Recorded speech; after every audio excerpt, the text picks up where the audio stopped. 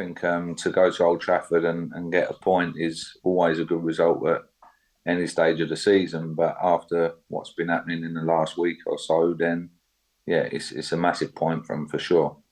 Big club, and you look at the bottom, it's so tight down there, Lee, isn't it? You know, you look at Southampton, and I see their manager's been warned, Nathan, today that these results can't continue, never mind cup runs. Everton down the bottom three, West Ham just above Leeds, and then, you know, just above Everton, then there's Leeds, Wolves, Leicester, all sort of scrapping down there. It's so tight. Yeah. Like you said, there's 5 or 6 teams now fighting. The interesting thing is Southampton's already changed their manager this season.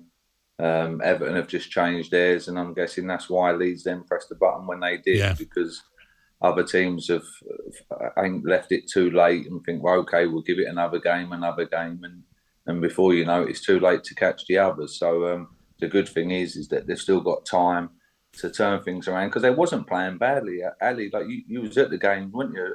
Forest and they wasn't playing bad. I just think that it's an occurrence that keeps happening.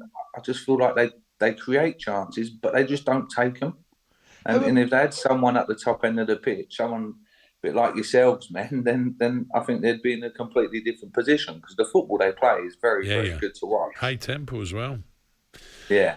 Lee, what about at the other end of the table then? You know, people still dismiss Arsenal, say, no, they can't keep it going, but can they? I think they can. Yeah, I think they've got a little bit more strength and depth, not to the extent of the other sides that are up there, but I still think that Arteta's done an unbelievable job to turn it around, because he was under pressure not so long ago. But it just shows you, if you give someone a bit of time and you stick by them, then they can turn it around, because you can't change it around in one window or 2 windows. And you was just saying about Nathan Jones there, if they was to change it with him, I'd feel for him, because he's had 1 window and probably not much to play with, and so it'd be harsh if they then moved on from him. But yeah, for sure, I think Arsenal, I think they can sustain it. They obviously don't want to lose 1 or 2 key players in certain positions, because then I think it would be difficult. But they're playing nice football, great to watch and exciting. So and quite a young side as well. So I think they've still got a chance, and they'll probably go on and win it now, I think.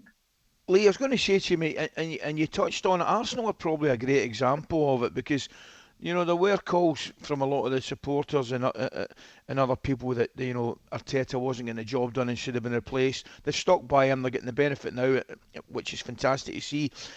And particularly at the other end of the table, Lee, I don't think coaches are given enough time, and they go to clubs and they've ended up, the other managers' players, they don't get an opportunity to get a couple of windows to bring players in. Do you think to a certain degree clubs like Leeds United, and I look at Jesse Marsh, do you think, and I said it to Alan earlier on, I don't know whether you agree, do you think they look at perhaps Everton and all of a sudden they get a new manager, Sean Dyche comes in, bang, and they get a reaction? Do you think that played any part in the decision to get rid of Jesse Marsh? Yeah, I can't obviously speak for owners, Addy, but all I can say is that they might look at it as, you know, like the new manager bench, you know, and like Everton have just got, they might look at that and think, well, we hope that happens with us. Yeah. Obviously, Southampton tried that, it hasn't really happened yet, but other teams and owners, I think, yeah, for sure, they look at that.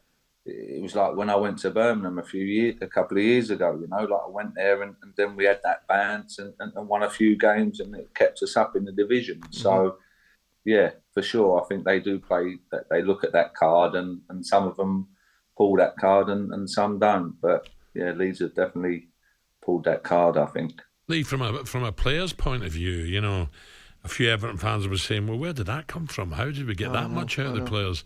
You know, are the players got to look themselves in the mirror sometimes, say, you know, I was a different player today under a new manager? What, you know, they just try to prove, you know, I'm good enough to stay here. Why have they not been doing that the previous weeks? Oh, yeah.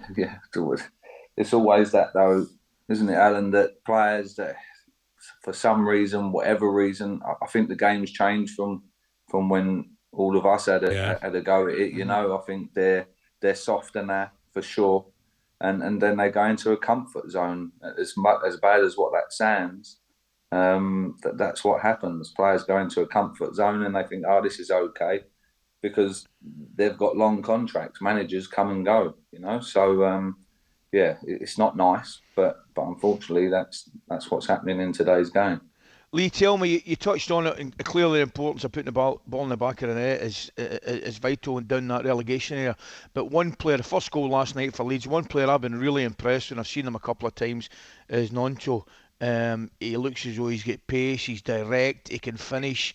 I think, obviously Leeds fans have taken to him as well. Yeah.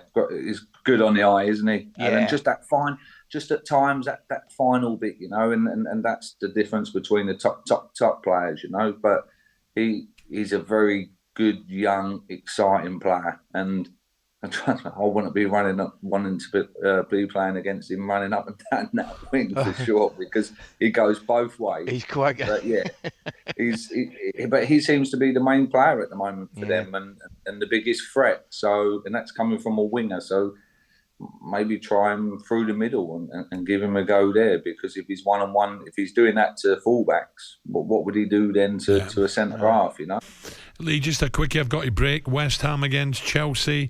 Big game for David, a look at the table, and big game for Chelsea as well. And Chelsea are struggling, have won just 2 of the last 12 Premier League games. How do you see this going?